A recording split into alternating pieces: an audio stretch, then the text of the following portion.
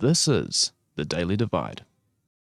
The government's rolling out a new business investor plan, investor visa, giving wealthy foreigners a fast track to residency if they put at least $1 million into established Kiwi companies. Immigration Minister Eric Stanford says it will bring jobs and capital, but it comes as Cabinet also considers loosening the foreign buyers ban for big money investors.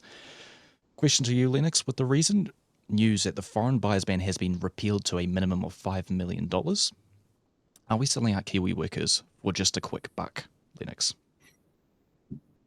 Kiwi workers, I don't think so. No? I think this is, in my opinion, I think the foreign buyers ban is very much still there. I think this is just something that they've come up with to. I think it attracts investment, of course. However, I don't think that it's selling at workers or people or Kiwis at all. I think it's a good thing, but the jury's still out. I could be wrong. Yeah, so the minimum is I think it's 1 million over 3 years, and you get your citizenship. And then I think it's shorter, or it might be vice versa. It might be I think it's 3 years over if you're investing 10 million, and it might be longer if it's just 1 million. I think I'll keep it short for this, but in my opinion, I just think that this is just a clear sellout and a step back from doing what you actually need to do to open up revenue to invest.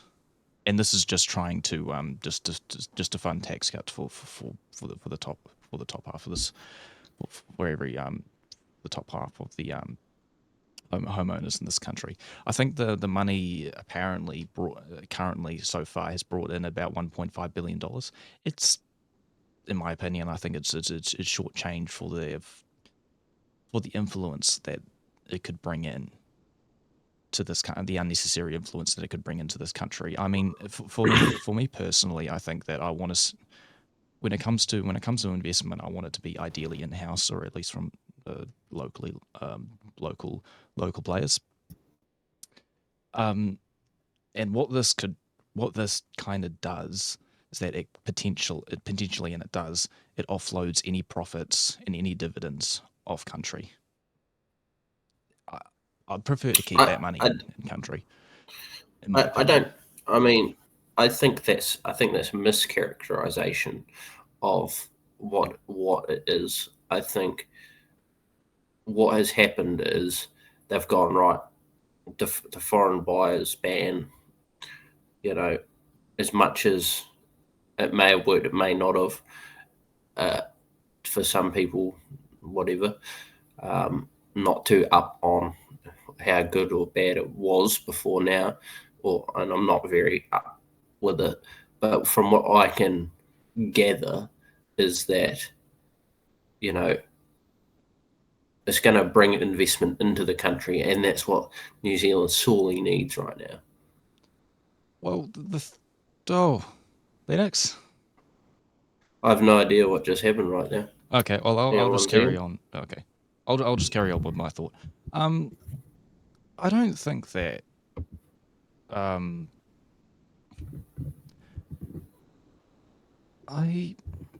don't know. I don't think I'm necessarily opposed to foreign investment. It's just the thing is that there's so many other opportunities to bring in actual revenue and actual investment into this country that you don't necessarily have to shill off and sell off your citizenship to rich benefactors to get some. That's brilliant. To rich benefactors to get. I mean, I think it's about over $1 billion to get effectively at the moment just about over $1 billion. I mean, we can get so much more, billions and billions and billions more, if we actually tap into the wealth that is currently already in this country. It goes with trusts and current being held in assets. that we're just not doing, or we're unwilling to do, because that's who the National Party donates to, and is part of the and Well, the who National part of Party, I the don't think Labour Party donates to caucus. anybody. Sorry, The National Party wouldn't donate to those people. I think those people may donate to them. other way That's around. Did speculation. I did I just did I just did I just say that the National Party donates to them instead of? Yes, you did, I but meant the hey, other way around. My apologies. Yeah, I think it's $5 million. So if I don't know what oh, that's the foreign buyers. it's a So minimum. yeah, that's the foreign buyers ban. It's a minimum of $5 million So any that properties, they have to spend. so right now, what it was before is that basically a foreign buyers ban bar Singapore and Australia on trade deals were allowed to buy properties in this country. Now it's that anybody outside of the country is allowed, who doesn't have residency in this country, is allowed to buy property at the minimum of $5 million and above. That's the new changes that Winston has Yes, folded on. yes. Well, I don't know. I don't think he's really folded on it. I think Yeah. it's very much. It's not going to affect many people. Well, If I I was just seeing the news stations and what have you, um, you know, dressing it up as could be bad for the housing market, could drive prices up. Well, it's only going to affect property worth that much and more. So, But is it a slippery slope yeah, though? you know, I do think that, yeah, okay, sure. But what happens when the median house price is up to 5 million? I mean, it's slipping now, so that opinion, that question's null. well, But it's a I don't know slippery if that's going to slope, happen in the though. near future. I mean, I mean, if you take I'd certainly. or if you take health, for example, the slow it could have been, that's going to be another topic for next week on Tuesday. It's the slow privatization. It's a slow slippery slope, and I think that the government will, if they get another term, they will drop that ban, even if especially if they don't have Winston in their coalition, they'll drop that down. So I think at the moment it's not a terrible thing, but I think it's a sign that the current government is willing to sell off our interests for the sake of getting some money back from the revenue that they lost in their tax cuts it's now, I think, Mm, almost to a mm. billion for the Philip Morris, for those, what are they, tobacco heating products, whatever they're called, and the landlord interest deductibility. That's where they're making their revenue back, even though they're still borrowing billions, Mhm. tens of Well, billions that dollars. interest deductibility thing is great.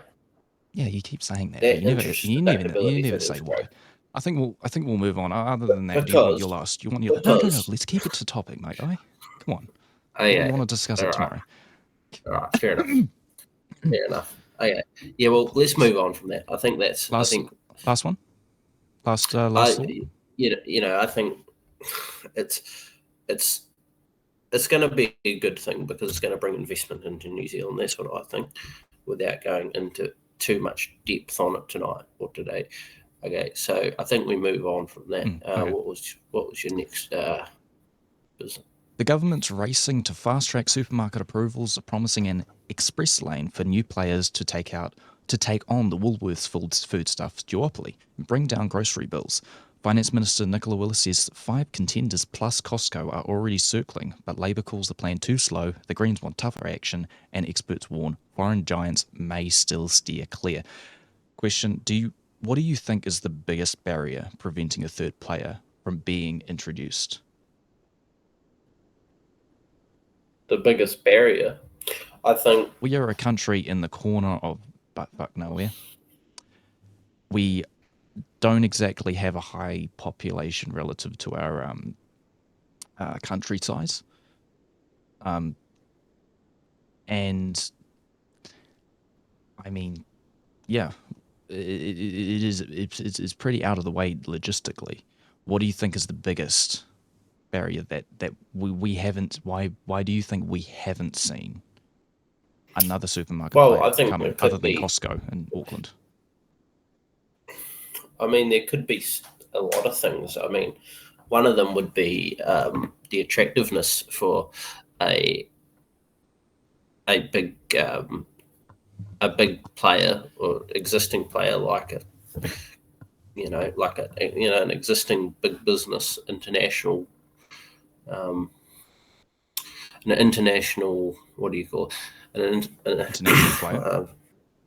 Yeah, but say yeah, big international player. I think it's one thing would be it's not attractive for them to come here and invest all their money into New Zealand. One, because it's like you say, in the middle of nowhere, um, and that the return on their investment may not outweigh the risks of coming here and taking on these established giants. I don't think. Another thing is, I also think another thing. Excuse me. Another thing is money. I think there's not enough money here, or people don't have. You know, I don't think there's enough money for someone or anyone, someone, whether a persons or a company, um,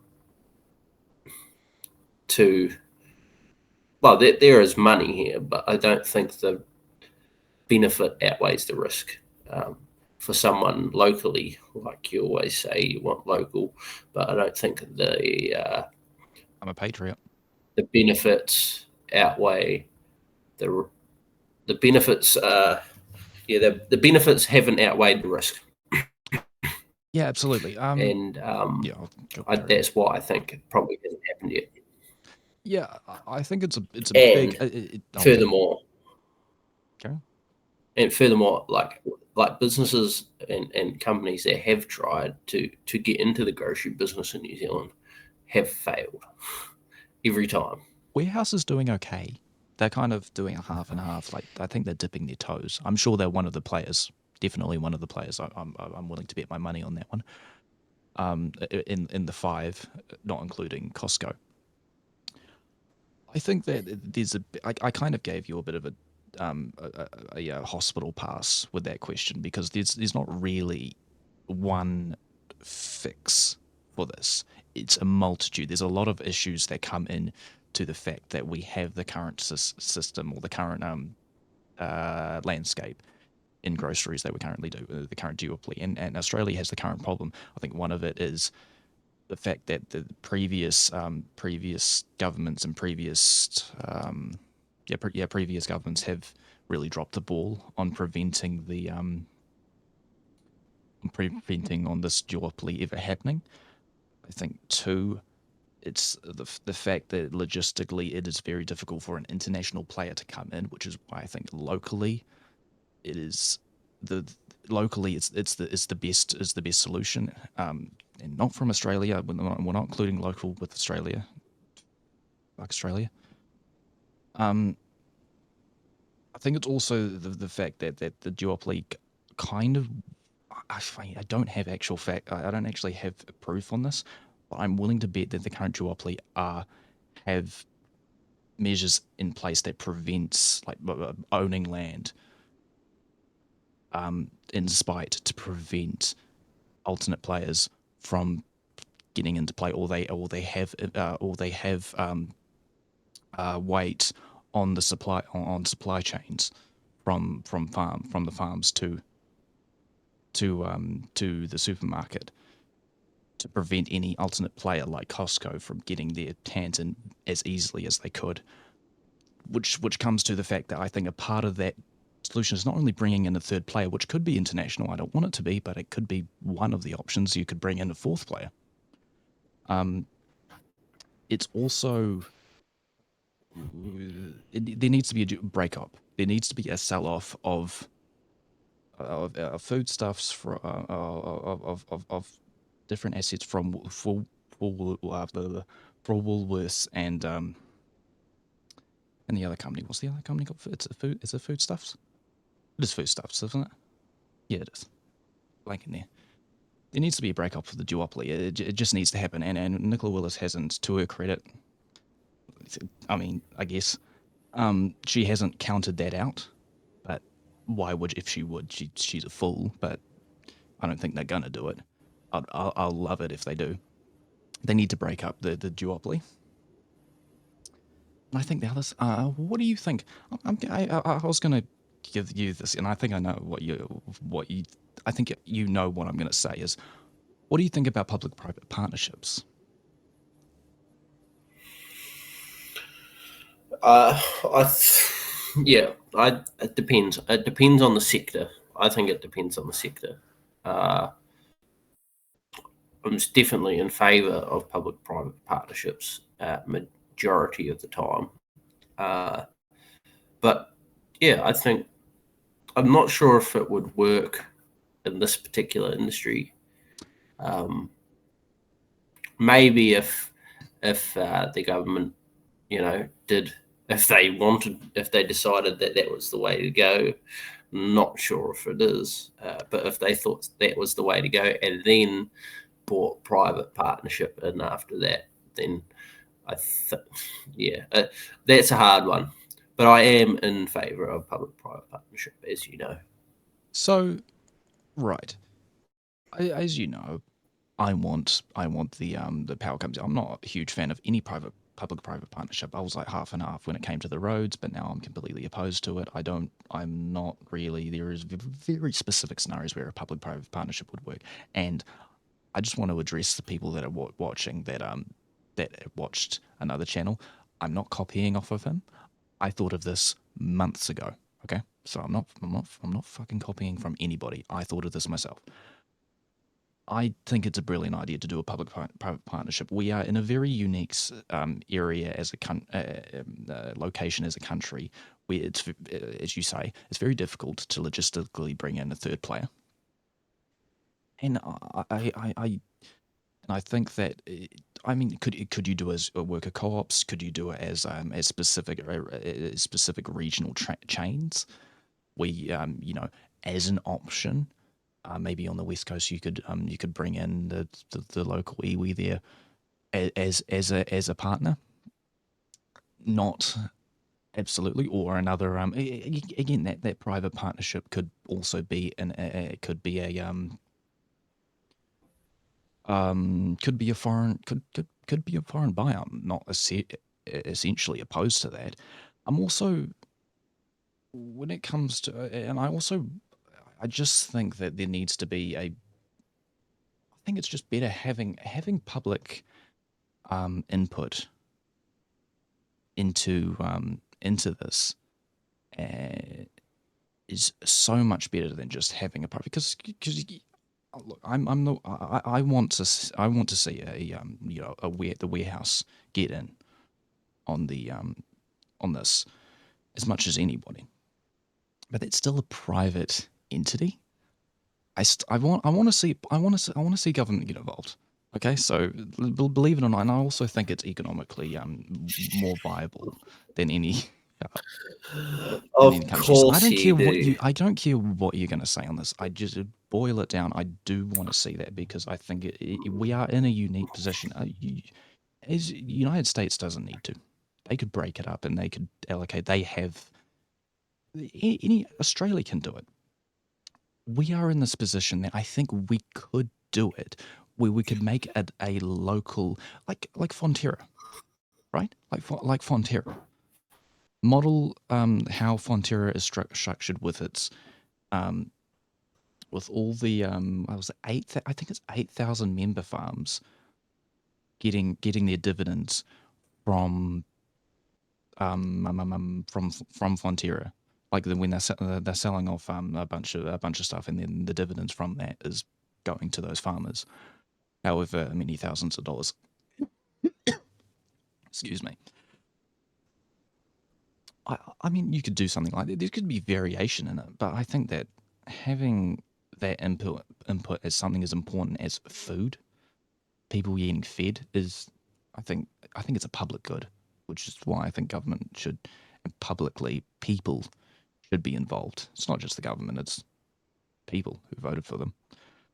No, Lennox, you look bored. Look, I don't look. Sorry, just thinking here, but you know, I'm not surprised that you want the government in on this. You seem to want the government in on everything. I disagree. I think, I'm not opposed to public-private partnerships, but I feel like we have to do it in a different way. I think we need to,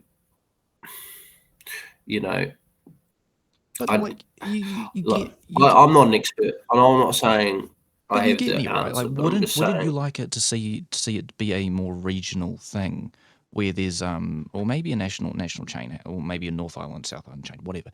But a regional chain where there is actual public input locally, where there is an avenue for local um, local influence. No, I think that would maybe it would make things a bit more complicated.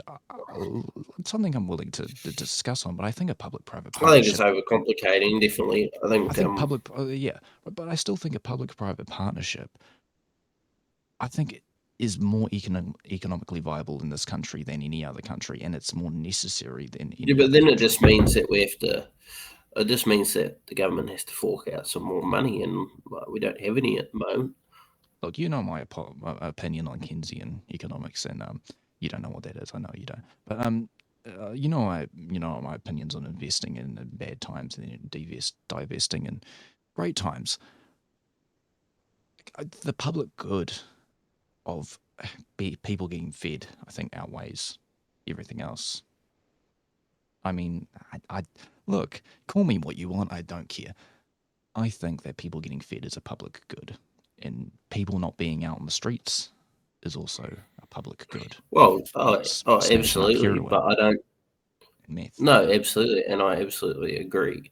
But I don't think that having the government having the government invest into it themselves is the best way to go. Hey, I could be right. Like, I'm not an expert. I could be wrong, and it could be the best thing that we could do. But So I don't you think. don't think that iwi should take the lead in a public-private part in a new supermarket chain? Well, sure, they can take the lead if they got some money. Before we go back, we'll go to our last two topics because I can't. All anyway, let's go. Let's take it all back in on this main topic. Do you think there needs to, you do you think prices could be lowered without doing anything to deal with the duopoly? Do you think that can actually be logically done without breaking up any assets? Not I literally think so. breaking up, but selling off. I mean, it could happen, and it would happen with one word that I don't like, and that's regulation. And Fuck. and and absolutely, I don't think that is the right way to go. Oh heavens. So you think prices could be lowered without regulation? No, I'm saying you asked me Oh, if it it needs to could be. Oh, be okay. broken without being broken. The prices could lower without being breaking up Without the the two companies. duopoly. Yeah. I don't think. I mean, it could. It could if the supermarkets want to make less profit. Don't think that's going to happen because they're getting away with it. It'll So be a the only temporary. other way. It happened in COVID. It'll be a temporary thing where they do it as a gift. You know, oh, we're lowering. It won't be a long thing. But other than that, I think we'll move on to just the second to last topic. And then, other than that, do you have anything else? No, I don't have anything else on this topic. Okay. Bit of a messy one.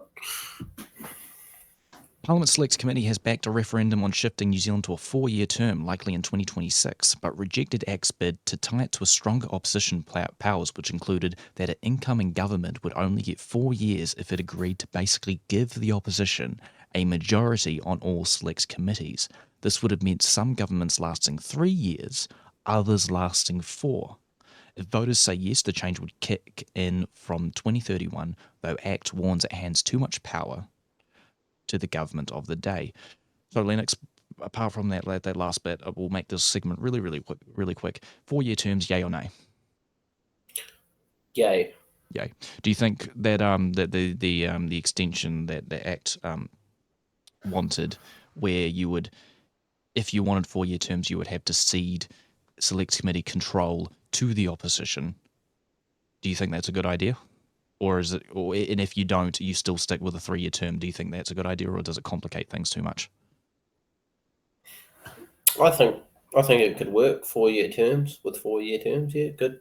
Right, do you think, no, but do you think blanket 4-year terms, or do this little higgledy-piggledy, wishy-washy 3-year terms if you want to keep control of the of select committees to the government, and 4 years if you... I think it should just be blanket. I don't think we should be messing around with Yeah, that. 100%. I think 4 years. 4 years is better. I believe, so then we can get some more things done. Like 3 years doesn't seem like that long. Like I only just voted, and it feels like the elections coming Yeah, back 100%. around. And yay for me, 100% blanket 4-year terms. It should also be local government that extends to 4 years, so we keep that in conjunction. No one cares Also, about that. I know you don't, and you disappoint me every day. Next topic, last topic that's more important. The government's workplace safety shake-up is under fire, with critics warning it risks repeating the deadly failures of Pike River. The plan shifts WorkSafe from enforcement to guidance, but families, unions, and even business groups say that it could let unsafe companies slip through the cracks. Now, my question to you: do you think the government's workplace safety reforms is a step forward from enforcement to advisory for WorkSafe, or is it a Yeah. dangerous repeat? And are you going to have another Leaky Holmes-esque disaster of the noughties, or another Pike River where 29 people died? I don't think so. I think it is a step forward. I think it's a bit of a prickly one, but it's a step forward. I think they, WorkSafe, they they were focusing on so much little things before this, and they probably still will, but it's good now that they've shifted, or they've had to shift their focus to critical risk. So they're only looking at things in a support role to help businesses and companies identify critical risk and do their best to eliminate But is it. that in good Whereas faith? before, Could those yeah, I companies be believe so, done in because good faith? Is that a blanket? Because 70 yeah, last year, 70 people died, and the prosecution rate has significantly dropped in the past few years. There's less accountability. Do you think less accountability is this is what this is? So you think less accountability to those organizations well, it's not if they mess up? accountability. I think Because there is no, but there's no one it's not accountable that. for it. But it's not that. It's the fact that WorkSafe could come into your site, they basically act like the police, come and shut it down for something that could be minute, and it's like, mate, just get on with the job. Is this an empirical thing? Have you heard people experience this at your job? Well, no, not so much as they physically come in there and fucking, with guns and stuff, and force you No, I'm not to saying shut that, but down. right. But they, you always sort of, there's so, for me, like, I'm someone who just wants to get the job done. We'll just, we'll go in there, oh no, you need a ladder, or you need a high vis to go over there, man. I don't get that, but like, we're just going over there. We'll just grab that. We'll fucking tie it to here. We'll be sweet ass. But then WorkSafe comes and decides, hey, look, you can't do that. Gets all up on your ass about it. It's for your you seem to think that it's attack on you as a worker, but it's to your benefit that the fact that there is an entity there looking out for you that isn't a union. Yeah, and hey, that's good. Yeah, but I don't. Yeah. But the thing is for me is like, okay, it's good that WorkSafe's there, and hey, cheers guys for looking out for us.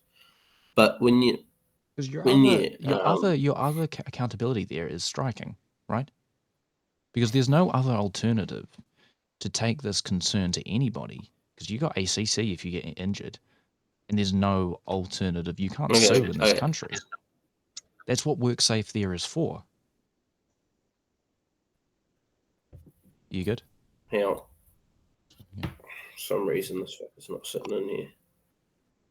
There we go. Yeah, no. We're gonna cut at if it switches to 9 o'clock, we'll automatically cut. Yeah. But look, I believe that for one, WorkSafe. Okay, cool. They're there to help us out. It's all good, but don't stop us from getting the job done. they're not. Okay. I think you're trying to. I think not only. I don't even think you're generalizing. I just think you're making this narrative in your head of how you think things work, or is that some begrudged worker going, these bloody fucking governments coming in. I think that's what you're doing. You're not giving any empirical data on a government entity on what stepping on your toes. I mean, I hear like, for my job, I get it. Like they're like wearing high vis to work like a pallet jack or something. It can be a bit annoying. That was a bit of a. For me, that was a bit of. That was sometimes a bit of reasons for that. That was a bit of an over thing that I'm not really talking about things like that, but things like, what's it? Say a minor could happen right in your workplace under the old thing and probably under the new thing still. And it could be minor, but no, WorkSafe's got to come and do this big, huge investigation. Like they're the cops. We're gonna. Nobody died. We're gonna finish up. Oh, right, that's your. Okay, we're gonna finish up soon. But here's my question to you: What is that little thing? Like, could you give me some example? You don't have to reveal where you work, obviously not. But in an ambiguous workplace. In I don't know, a warehouse or some shit. So someone could you give an example of something minimal? So someone could drop something, or you could drop something off the forks of a forklift, and no one, on accident, or drop some pallets somewhere. If no one gets hurt, if no one's hurt, and no one dies, no one's hurt. Okay, it's an accident. Look.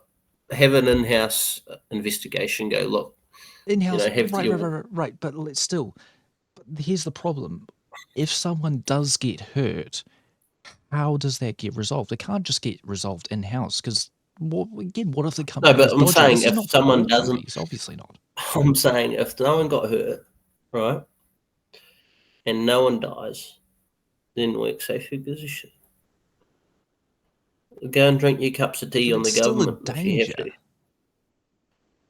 But most of these things that I'm talking about, the dangers, it's like, for me, it's like, they're dangers in every day. They're everyday dangers, okay? But they never, 9 times out of 10, these dangers aren't going to actually hurt anybody. It's just on off chance today it could have, but that doesn't mean we've got to stop all procedures and change all procedures because fucking Bob over here decided that he was going to screw up today.